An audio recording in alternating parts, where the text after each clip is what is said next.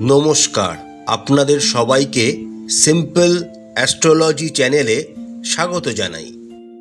রাশিচক্রের দশম রাশি হল মকর রাশি।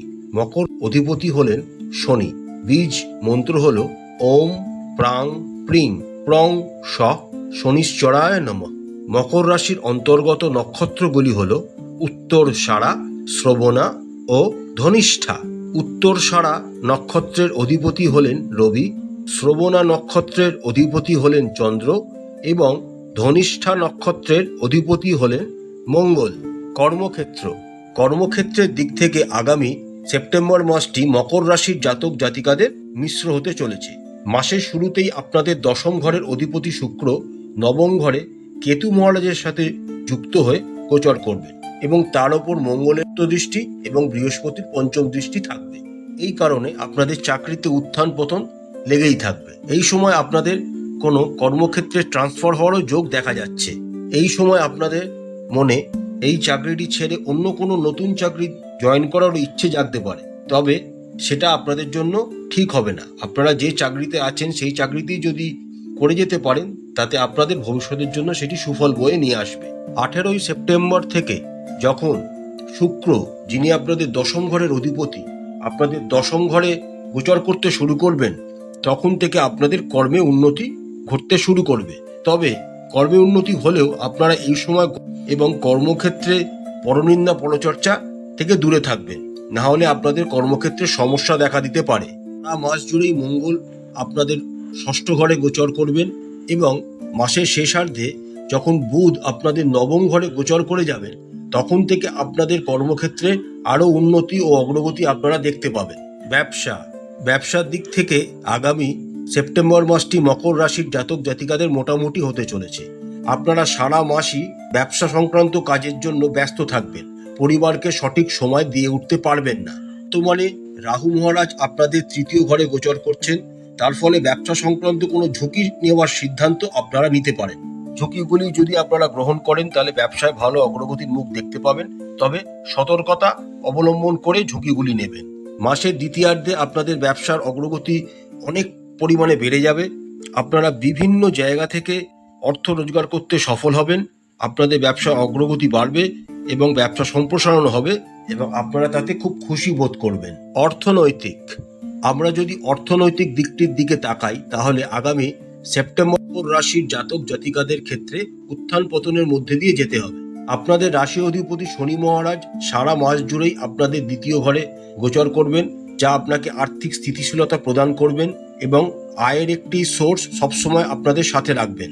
কিন্তু অন্যান্য গ্রহের প্রতিকূল অবস্থান আপনাদের ব্যয়কে বৃদ্ধি করবে। মঙ্গল সারা মাস জুড়েই আপনাদের ষষ্ঠ ঘরে গোচর করবেন এবং শনির সাথে সূর্যের বীজযোগ তৈরি হওয়ার জন্য আপনাদের ব্যয় বৃদ্ধি হতে দেখা যাবে।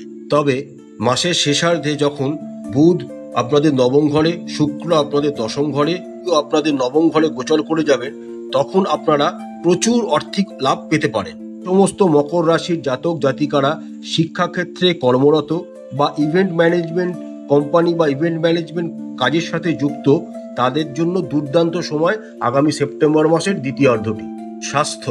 স্বাস্থ্যের দিক থেকে আপনাদের আগামী মাসটিতে সতর্ক থাকতে হবে। আপনাদের রাশি অধিপতি শনি মহারাজ বক্রী অবস্থায় দ্বিতীয় ঘরে গোচর করছেন, অর্থাৎ আপনাদের সাড়ে সাতির শেষ চরণ চলছে, আর 6 থেকে 7 মাস বাকি আছে আপনাদের সাড়ে সাতি শেষ হতে। তাই অবশ্যই সাবধানতা অবলম্বন করতে হবে। আপনাদের শনি রবির বীজ যোগ তৈরি হবে মাসের প্রথম 15টা দিন। সেই প্রথম 15টা দিন আপনাদের খুব সাবধানতা অবলম্বন করতে হবে। যে সমস্ত মকর রাশির জাতক জাতিকারা গাড়ি চালান বা বাইক চালান, তাদের মাসের 15টা দিন খুবই সাবধানতা অবলম্বন করতে হবে, কারণ দুর্ঘটনার একটি যোগ তৈরি হয়েছে প্রথম 15টা দিনের জন্য। তার সাথে সাথে মঙ্গলও আপনাদের ষষ্ঠ ঘরে গোচর করবে, যার ফলে স্বাস্থ্য সংক্রান্ত সমস্যা, কেটে যাওয়া, পড়ে যাওয়া, রক্ত বেরিয়ে যাওয়া, মাথা ফেটে যাওয়া ইত্যাদি সমস্যা আপনাদের ভোগাতে পারে। তার সাথে সাথে শনি এবং রবির বীজ যোগ আপনাদের দ্বিতীয় ঘরের ওপর এবং পড়ছে, তার ফলে আপনাদের চোখ এবং মুখ সংক্রান্ত কোনো সমস্যাও দেখা দিতে পারে। তবে এসব হওয়া সত্ত্বেও আপনাদের রাশিতে দেবগুরু বৃহস্পতির দৃষ্টি থাকার জন্য আপনারা অনেকাংশে বিভিন্ন দুর্যোগ থেকে বেঁচে যাবেন। মাসের দ্বিতীয়ার্ধটি আপনাদের স্বাস্থ্যের উন্নতি ঘটবে এবং আপনারা একটি সুস্থ স্বাস্থ্যবান জীবন অতিবাহিত করতে সফল হবেন। প্রেম, যে সমস্ত মকর রাশির জাতক জাতিকারা প্রেমের সম্পর্কে রয়েছেন, আগামী সেপ্টেম্বর মাসটি তাদের জন্য অনুকূল হতে চলেছে। আপনাদের পঞ্চম ঘরের অধিপতি শুক্র নবম ঘরে এবং তার সাথে দেবগুরু বৃহস্পতিও পঞ্চম ঘরে গোচর করবে। এর ফলে আপনাদের প্রেমজ সম্পর্কে রোমান্টিকতা বাড়বে, আপনাদের মধ্যে বন্ডিং আরও গাঢ় হবে। আপনারা একে অপরের আবেগকে অনুভব করতে পারবেন এবং সবসময় একে অপরের পাশে থাকবেন। এবং এই সময় আপনাদের প্রেম বিবাহের যোগও খুব স্ট্রংভাবে তৈরি হচ্ছে। বিবাহিতদের জন্য আগামী মাসটি মোটামুটিভাবে অনুকূল হতে চলেছে, কিন্তু মাসের প্রথম 15টা দিন আপনাদের একটু সতর্ক থাকতে হবে। শ্বশুর বাড়ির সাথে আপনাদের কোনো সমস্যা প্রথম 15টা দিনে দেখা দিতে পারে, তর্ক বিতর্ক, ঝামেলা, ঝঞ্ঝাট ইত্যাদি হতে পারে। তাই এই সময়টিতে একটু সাবধানতা অবলম্বন আপনাদের করতে হবে। মাসের দ্বিতীয়ার্ধ থেকে আপনাদের বিবাহিত জীবন এবং শ্বশুর বাড়ির সাথেও সম্পর্ক ধীরে ধীরে উন্নতির দিকে এগোবে এবং আপনারা একটি সুন্দর, সুস্থ, সফল বিবাহিত জীবন উপভোগ করবেন। আপনাদের জীবনসঙ্গীরা যদি ব্যবসা বা কর্মক্ষেত্রে যে কোনো জায়গাতেই যুক্ত থাকুক না কেন, তাদেরও উন্নতির যোগ আগামী সেপ্টেম্বর মাসে দেখা যাচ্ছে। পারিবারিক দিক থেকে আগামী মাসটি মকর রাশির জাতক জাতিকাদের শুভ হওয়ার সম্ভাবনা রয়েছে। আপনাদের দ্বিতীয় ঘরের অধিপতি মহারাজ বক্রী অবস্থায় সারা মাস জুড়েই আপনাদের দ্বিতীয় ঘরে গোচর করবেন, কিন্তু তার সাথে রবি অষ্টম ঘরে গোচর করার জন্য একটি বিষযোগ তৈরি হবে, যার ফলে পারিবারিক জীবনে ছোটখাটো কিছু অশান্তি তৈরি হওয়ার সম্ভাবনা রয়েছে। কিন্তু মাসের দ্বিতীয়ার্ধে যখন রবি আপনাদের নবম ঘরে গোচর করে যাবেন, তখন থেকে আপনাদের পারিবারিক জীবনে দুর্দান্ত একটু সময় আপনারা উপভোগ করতে চলেছেন। আর্থিক এবং সম্পত্তি সংক্রান্ত বিবাদ আপনাদের পরিবারে একটি বড় সমস্যা হয়ে দেখা দিতে পারে, সেটা মাসের প্রথমার্ধের জন্য। মাসের দ্বিতীয়ার্ধে আপনারা পরিবারের জন্য কোনো সম্পত্তি ক্রয় করতেও পারেন। দেবগুরু বৃহস্পতির নবম দৃষ্টি আপনাদের রাশিতে থাকার জন্য আপনাদের তেমন কোনো প্রবলেম হবে না।